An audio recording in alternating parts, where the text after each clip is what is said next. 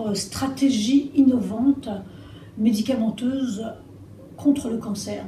D'abord, on peut bien sûr mettre au point des nouveaux médicaments contre le cancer qui détruisent la tumeur, c'est la chimiothérapie. Mais on peut aussi mettre au point des médicaments qui renforcent le système immunitaire et le rendent plus fort pour lutter contre les cellules tumorales, pour lutter contre le cancer. En l'an 2000, des chercheurs américains ont découvert dans les cellules tumorales de mélanome malin, qui est le plus grave des cancers de la peau, ils ont découvert une protéine extrêmement toxique.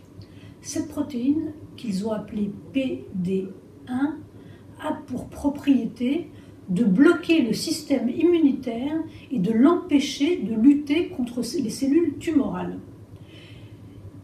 Ils ont donc décidé d'inhiber cette protéine PD1 et ils ont mis au point une série de médicaments, notamment le nivolumab, une série de médicaments capables d'inhiber cette protéine PD1. Dans un premier temps, ils ont démontré qu'effectivement, le fait de donner aux patients, d'injecter aux patients ces anticorps contre la protéine PD1 stimulait le système immunitaire des malades contre le cancer. Dans un deuxième temps, ils ont mené des essais thérapeutiques chez des malades atteints de mélanome malin à un stade métastatique, ce qui est un stade très avancé de la maladie.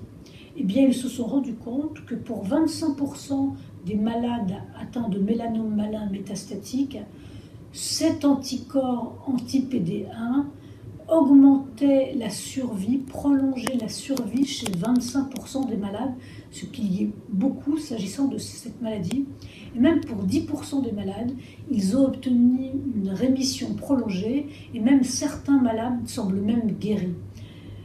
Aujourd'hui, ces anticorps anti-PD1, nivolumab, mais il y en a d'autres, sont testés dans différents types de cancers, certains cancers du poumon, certains cancers du rein, certains cancers de la sphère ORL, avec des résultats très encourageants. C'est une découverte qui peut révolutionner potentiellement la prise en charge de plusieurs types de cancers.